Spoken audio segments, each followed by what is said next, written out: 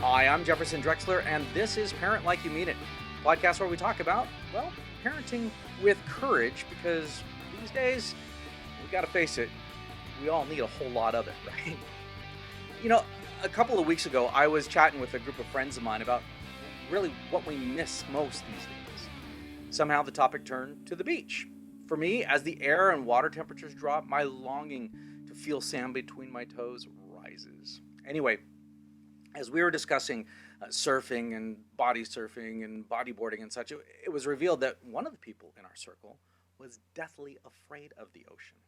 And after hearing our horror stories of getting caught in rip currents, getting tumbled by high surf, and even getting stung by jellyfish, her fears were both elevated and verified.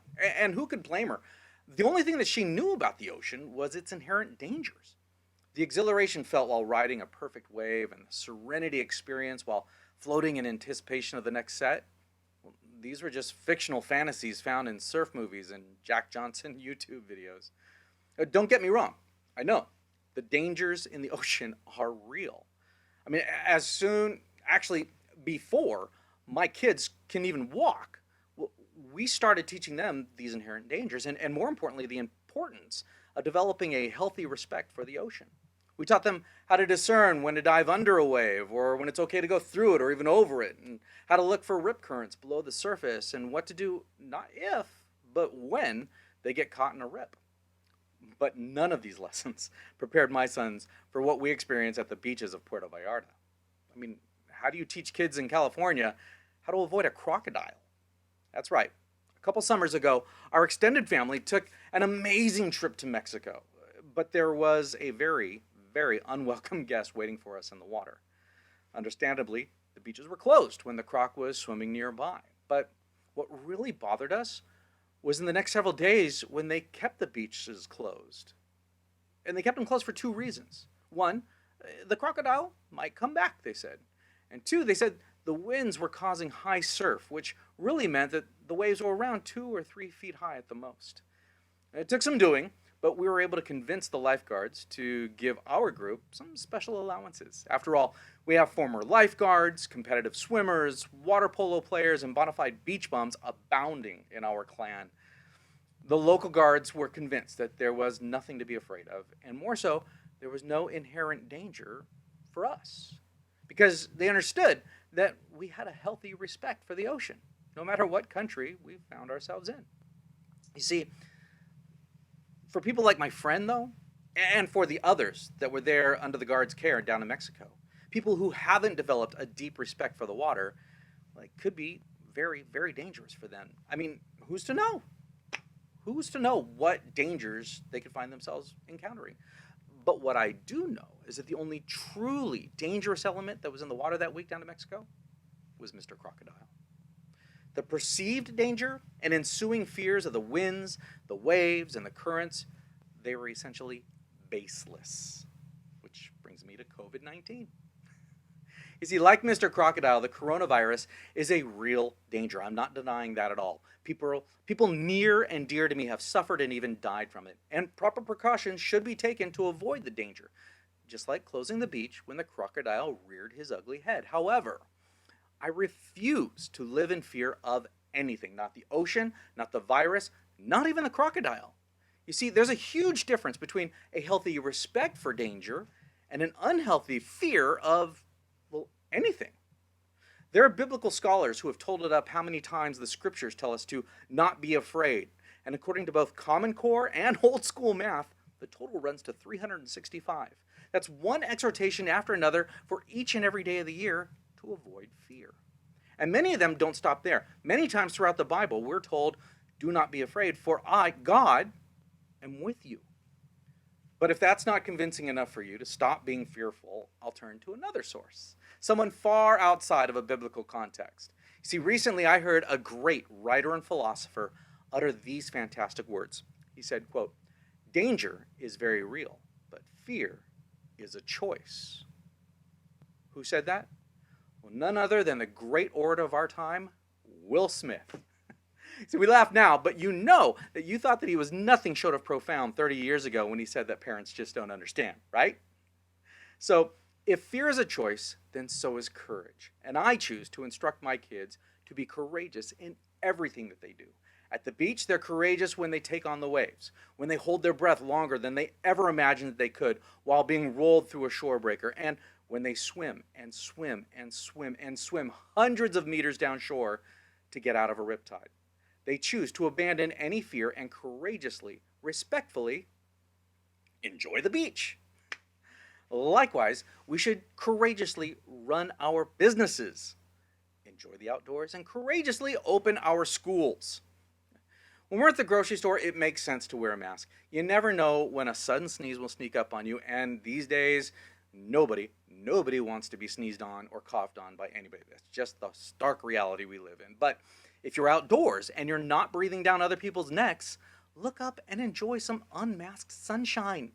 It doesn't make sense that we should wear a mask for those 5 steps that we walk to a table at a restaurant, especially when the restaurant is outdoors, and then we get to take our masks off when we sit down to eat. And it makes no sense at all that restaurants who have pivoted to outdoor dining with overhead protection and outdoor heaters, it goes against scientific evidence that they should be shut down.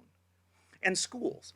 It's been reported over and over and over again across the world that kids are not a hotspot for COVID transmission.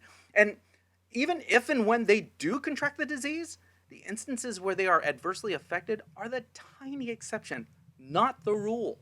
In fact, and I've seen it firsthand anecdotally, I've spoken with mental health professionals as well as seen the data that school lockdowns have hammered our kids with tremendously adverse effects mentally, emotionally, psychologically, and academically. I mean, seriously, what is the point in school at all, whether it's in class or virtual, if our kids are suffering emotionally, psychologically, and academically?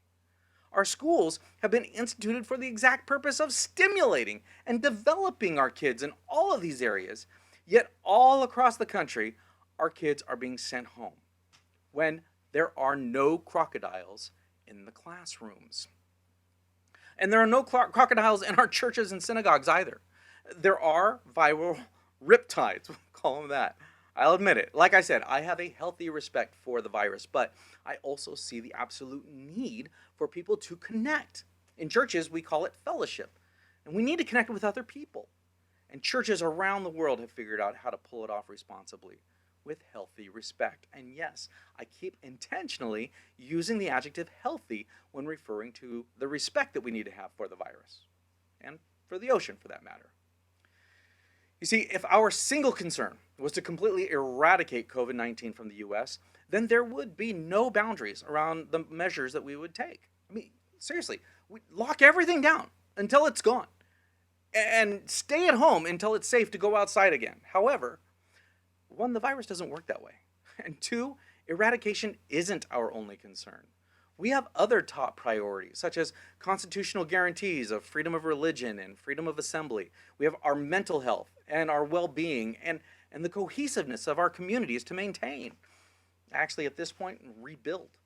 So what does a fear-free approach to COVID look like? Well, 1, we need to be nimble. And we need to be able to make rational risk-reward calculations for our families as needed. On a micro level, be keenly aware of your family's surroundings. Are you going to be seeing grandma and grandpa or other high-risk people anytime soon? If so, raise your caution level. And if not, enjoy yourselves. On a more mid-scale level, if you own a business that brings in clientele into an enclosed space, take the necessary steps to make sure that people aren't stacked on top of one another. In other words, be a smart business owner. If your shop is known as the place where people get sick, you won't have a shop for very long. That's just basic business sense.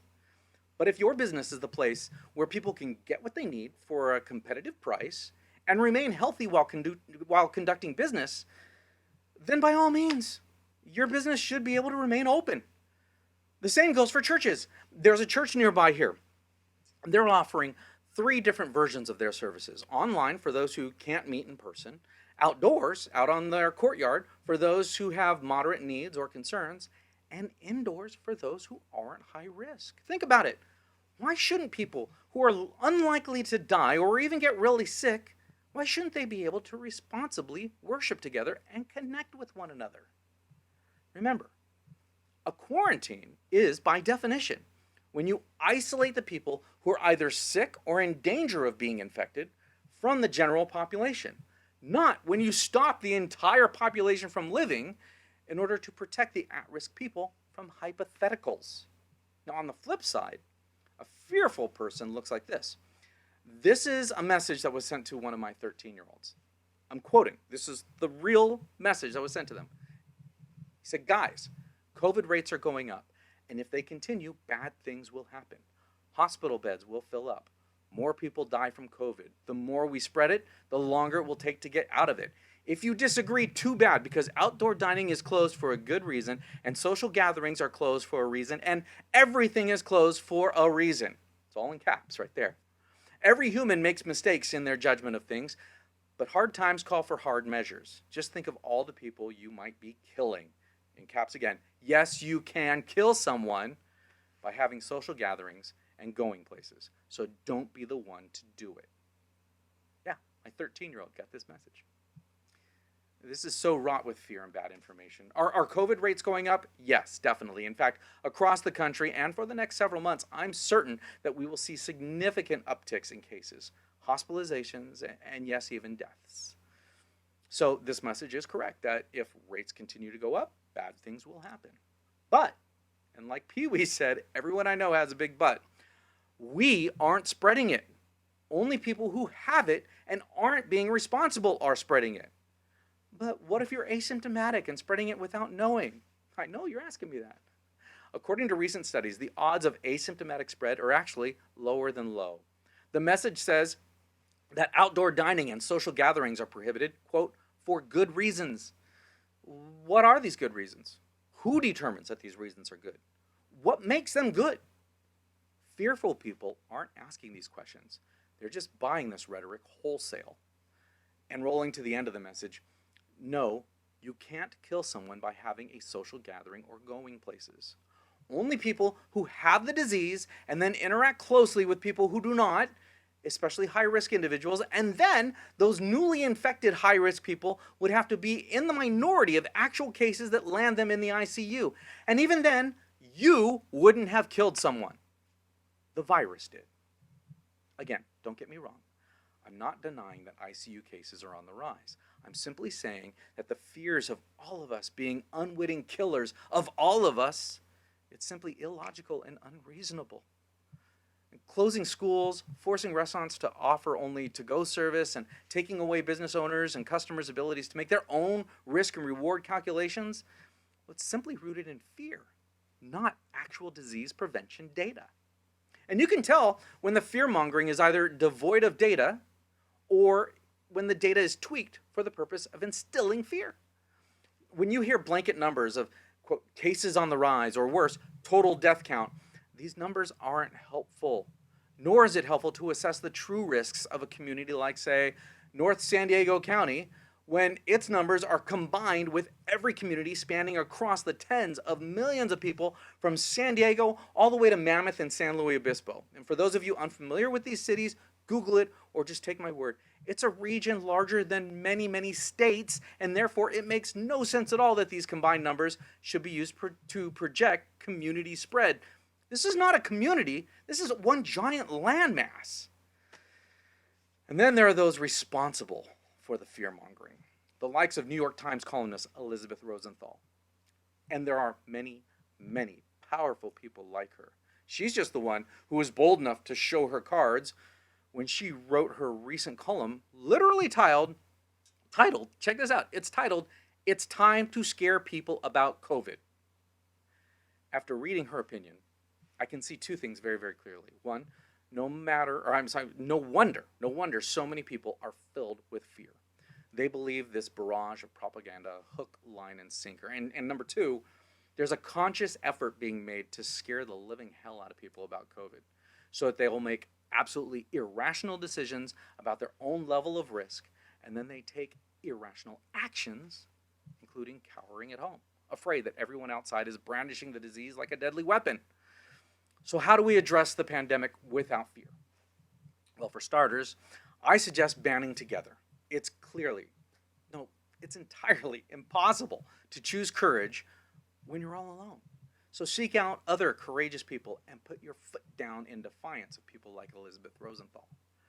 Now look, the disease is spreading and will continue to spread throughout the next few months. Months that are typically referred to as cold and flu season, which I find funny that in past years, medical professionals admit that cold and flu numbers increase every time this year. I mean, every year this time, because people, they stay indoors during the winter.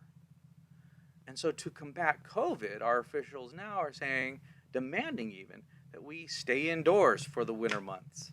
To fight it? Anyways, in regards to COVID, it's a pandemic, and more people will be hospitalized and die before we reach herd immunity and it goes away. I admit that.